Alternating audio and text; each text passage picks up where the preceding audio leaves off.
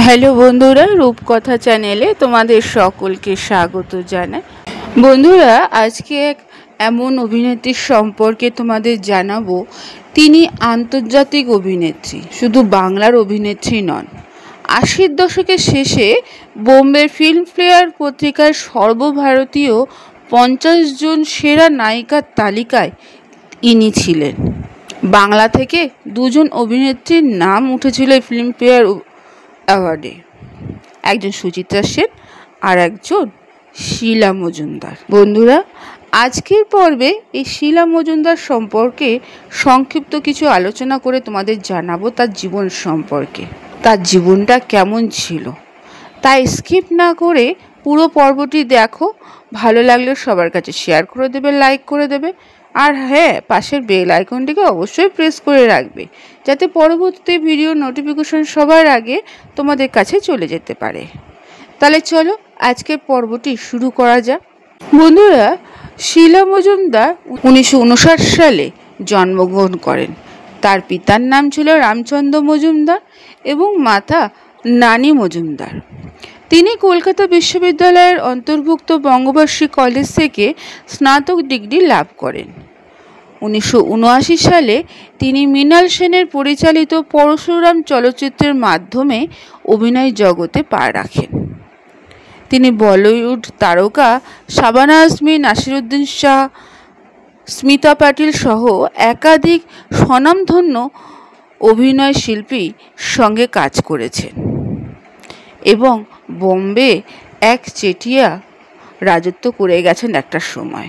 বন্ধুরা, শীলা মজুমদার তার ব্যক্তিগত জীবন চিরকালই আড়ালে রেখেছেন।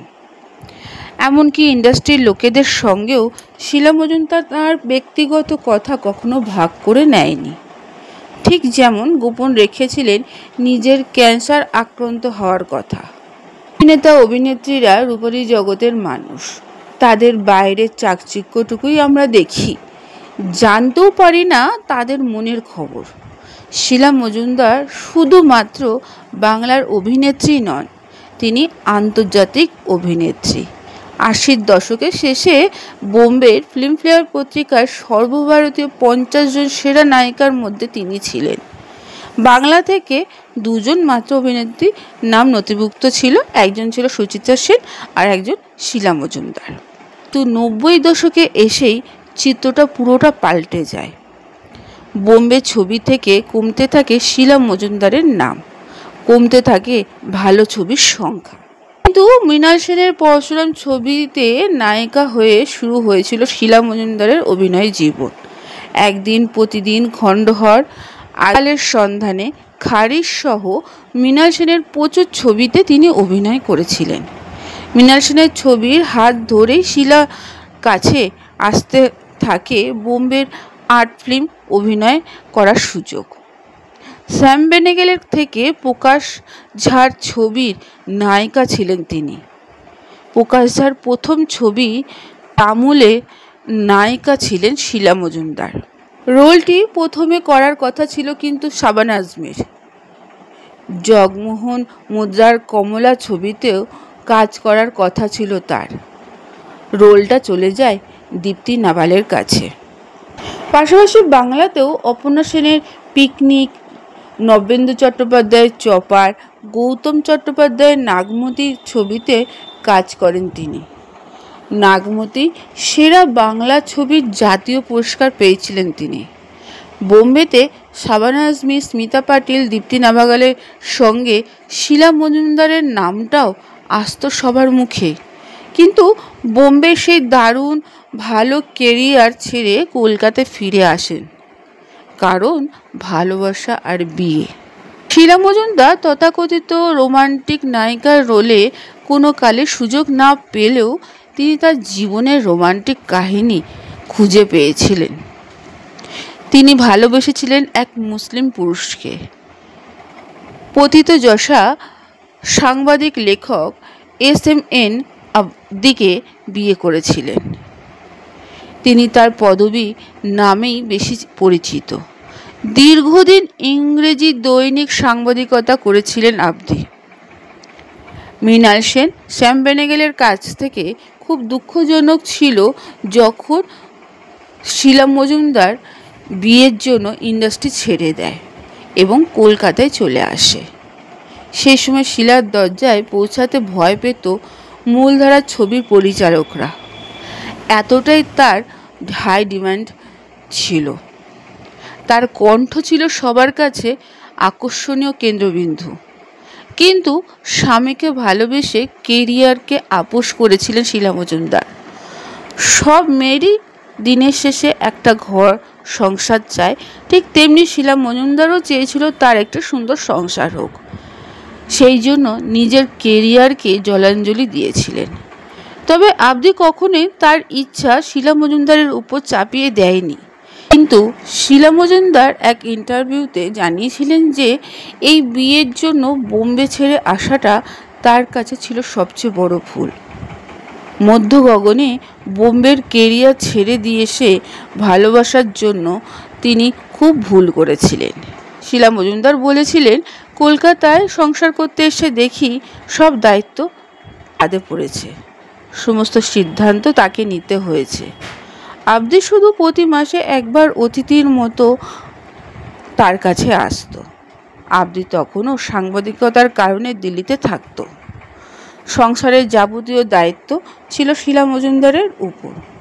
এর ফলে ধীরে ধীরে তাদের মধ্যে দূরত্ব সৃষ্টি হয় এবং একসময় তারা আলাদা থাকতে শুরু করে। কিন্তু সেই সময় তার ছেলে হয়ে গেছিল। একমাত্র ছেলে সোহেল তখন 9 বছর। তাই তার দায়িত্ব পালন করতে গিয়ে আবার কলকাতায় তাকে অভিনয় জীবনটা বেছে নিতে হয়। দীর্ঘ সময় একাই নিজের সংসার, মায়ের সংসার, ছেলেকে মানুষ করার দায়িত্ব সামলে পাশাপাশি সিনেমা থিয়েটারেও যাত্রা শুরু করেন শীলা মজুমদার। আর্ট ফিল্ম থেকে তো আর টাকা আসে না, টাকার দরকার খুব ছিল তার জীবনে। মায়ের চলে যাওয়া, ছেলের কর্মসূত্রে বাইরে থাকার কারণেই একাই শেষ জীবন কাটান অভিনেত্রী। সঙ্গে শুধু থাকতো পরিচারিকা, কিন্তু কখনো নিজের না পাওয়া নিয়ে বিলাপ করে শোনাননি কাউকে। ঈশ্বরের পায়ে নিজেকে সমর্পণ করেছিলেন ঠাকুর ভক্ত শীলা মজুমদার। তবে শেষের দিকে আবদির সঙ্গে তার দূরত্বটা কেটে যায়। জীবনের শেষ দিনগুলো মেঘ কেটে রোদের উকিঝুঁকি শুরু হয়েছিল তার, কিন্তু ততদিনে শরীরে ক্যান্সারের থাবা বসিয়ে দিয়েছিল। শেষ সময় স্বামী ছেলে পাশে ছিলেন অভিনেত্রীর। তিনি মুসলিম বিবাহ করলেও শীলা মজুমদার কখনো ধর্মান্তরিত হয়নি। তার শেষ শয্যায় হিন্দু সদবার মতো সিথিভরা সিঁদুর নিয়েই তিনি শেষ যাত্রা করেছিলেন। শীলা মজুমদার দীর্ঘ 3 বছর ধরে ক্যান্সারের সঙ্গে লড়াই করে 27শে জানুয়ারি 2024 সালে মৃত্যুবরণ করেন। কিন্তু তার এই দীর্ঘ অভিনয় জগতে তিনি কয়েকটি সুন্দর সুন্দর চলচ্চিত্র আমাদের চলচ্চিত্র প্রেমিকদের উপহার দিয়ে গেছেন।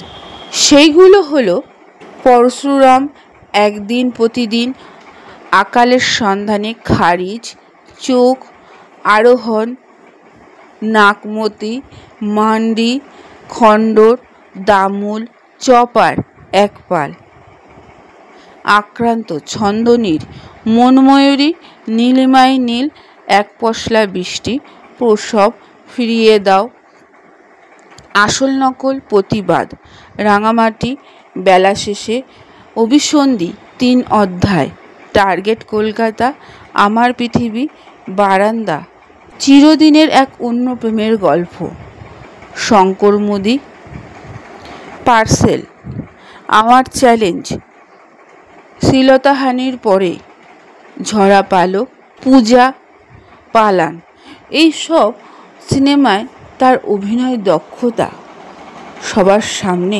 তুলে ধরেছেন।